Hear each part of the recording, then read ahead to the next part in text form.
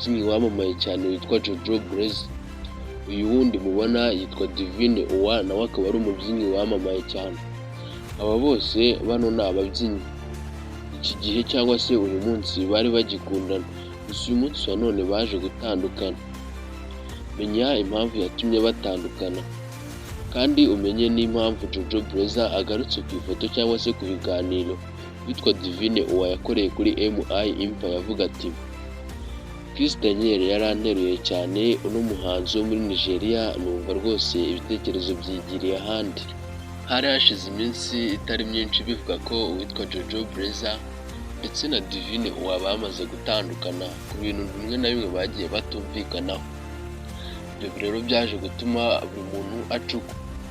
Jojo Blaze yabanje gutumira kuri MI Empire kwa Murindahabi Irene avuga ati: uzi ko waratangiyananye n'umuntu ibintu byose mubikorana, warazanye ibihumbi 100 nawe akazana ibindi ngo mufunde fondasiyo, gusa uwo muntu ukabona atewe ishema no kubisenya ibyo mwagezeho, ndetse akakwita umuntu uri aho ngaho nta n'ikintu wamumariye, kandi nawe ubwawe uzi ibintu byose mwakoranye. Ati bitera agahinda gakomeye cyane. Ahangaha Murindahabi Irene cyangwa se kuri MI Empire bari bari kumwihanganisha. Nyuma y'uko ibyo bibaye haje kuba ibitaramo by'icyitwa Giants of Africa. Ibitaramo bya Giants of Africa bikaba byari biri kubera mu Rwanda mu minsi ishize. Ibitaramo rero byari byaritabiriwe n'abarimo abahanzi bakomeye cyane bo mu gihugu cy'u Rwanda ndetse n'itsinda ry'ababyinnyi rya Shiri Silver Foundation. Ibi bitaramo kandi byari birimo abahanzi cyangwa se n'ibikomerezwa byaturutse hanze y'u Rwanda.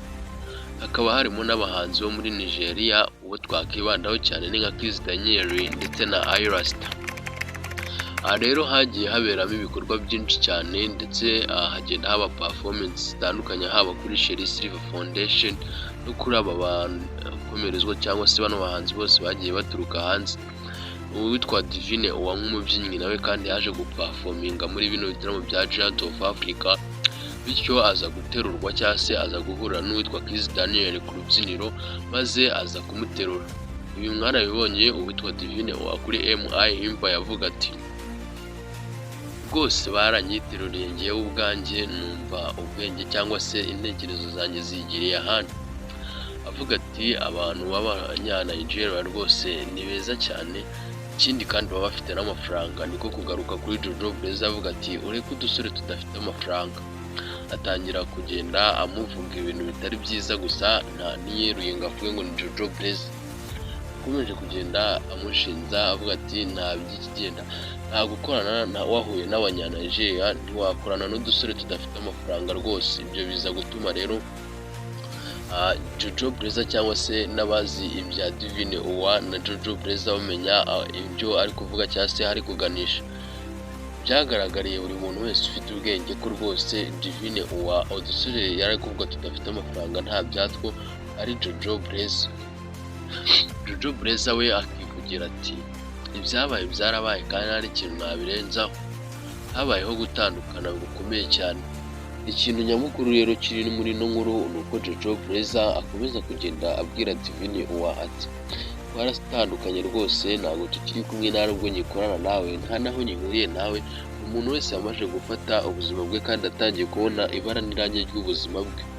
Bityo rero sinumva impamvu ugenda ugarukaho kandi ngewe ntaho nyihuriye nawe. Ibyabaye byarabaye kandi nta n'ikintu njye nawe tukipanga, nta n'ibintu tugihuriyeho. Niyo mpamvu ugomba guca inzira yawe nanjye ngaca iyanjye.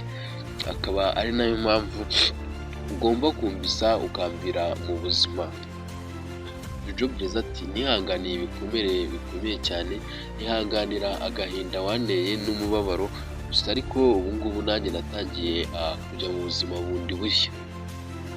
Andi makuru kandi akomeza kugenda ava irwotamasimbi no ku mihanda avuga ko ubu uwitwa Jojo Blaze ashobora kuba ari gukura mu rukundo n'umukobwa utaratangaza. Gusa nanone n'uwitwa Divine Uwa nawe ngo ashobora kuba ari mu rukundo n'umusore cyangwa se umugabo utaratangazwa. Gusa impamvu aya makuru ntabwo wayashingaho agati ni ukubera yuko uwitwa Jojo Blaze cyangwa se Divine Uwa ntawe uratangaza ko ari mu rukundo n'undi musore cyangwa se undi mukobwa.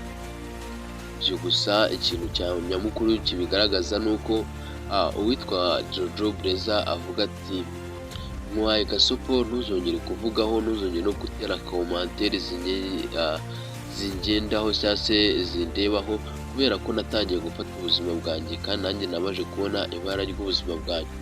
Isangire abo baguteruye ba Kiss Daniel n'abandi.